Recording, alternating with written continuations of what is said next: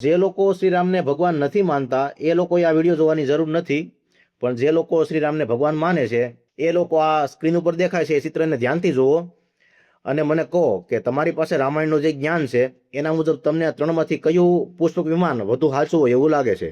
હવે જે લોકો પૂર્વગ્રહોથી પીડાતા હશે ને એ એવું કહેશે કે રામાનંદ સાગરની રામાયણમાં જે પુષ્પક વિમાન બતાવ્યું છે એ બધું સચોટ છે.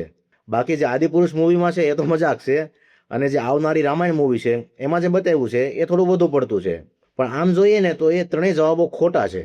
હવે જુઓ, રામાયણની ઘટના ખરેખર બની હતી કે નહીં એ 2 નંબરનો પ્રશ્ન છે, પણ થોડીવાર માટે આપણે એવું માની લઈએ કે રામાયણ છે એ વાસ્તવિક કહાની છે. તો રામના જીવન માટે આપણે કોઈ વાત કરવી હોય ને તો એના આધાર માટે આપણે વાલ્મીકી રામાયણનો ઉપયોગ કરવો જોઈએ, કેમ કે જે વાલ્મીકી હતા ને એ રામના સમકાલીન હતા. ઇનફેક્ટ કે વાલ્મીકી પોતે રામાયણનું એક પાત્ર હતા. બાકી એ સિવાયના રામાયણના જેટલા પણ વર્ઝન છે ને એ બધા અર્વાચીન સમયમાં લખાયેલા. એટલે રામના જીવન વિશે વાત કરવા માટે એ બધા ગ્રંથોને આપણે વિશ્વાસપાત્ર ગણી શકીએ નહીં. તો જ્યારે પુષ્પક વિમાનની વાત કરવી હોય ને તો વાલ્મીકી રામાયણમાં જે પુષ્પક વિમાન આપ્યું ને એની આપણે વાત કરીએ. તો વાલ્મીકી રામાયણમાં પુષ્પક વિમાનનું વર્ણન 2 વખત આવે છે, એક વખત સુંદરકાંડમાં અને એક વખત યુદ્ધકાંડમાં. સુંદરકાંડમાં જ્યારે હનુમાનજી મહારાજ છે એ દરિયો ઓળંગીને લંકામાં જાય છે ત્યારે લંકાના પટાંગણમાં એ પાર્ક થયેલું પુષ્પક વિમાન જોવે છે ત્યારે એનું વર્ણન આવે છે.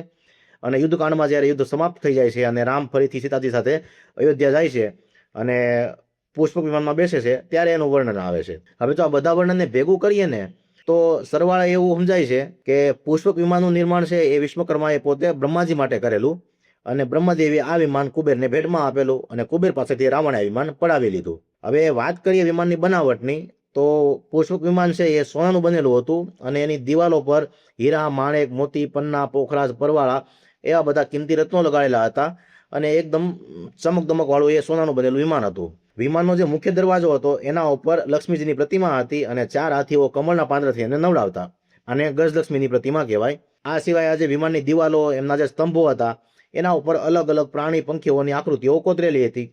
અને બાંધકામમાં જોઈએ ને તો આ વિમાન છે ને એક કરતાં વધુ માળનું હતું. એમાં ઘણા બધા માળ હતા, એની અંદર શયનખંડ હતા, એની અંદર સ્નાનાગૃહો હતા.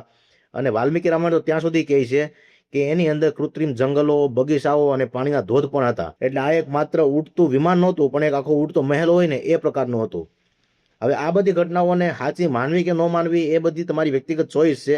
હું ખાલી જે લખ્યું છે એ વાંચું છું. પણ માની લો કે આપણે આપણી પૌરાણિક કથાઓમાંથી કોઈ મૂવી બનાવવું છે કે એને વિઝ્યુઅલ સ્વરૂપે લાવવું છે, તો એ વિમાનને જો આપણે સ્ક્રીન પર બતાવવું હોય ને તો એ આમાં લખ્યું ને એ મુજબનું કંઈક હોવું જોઈએ.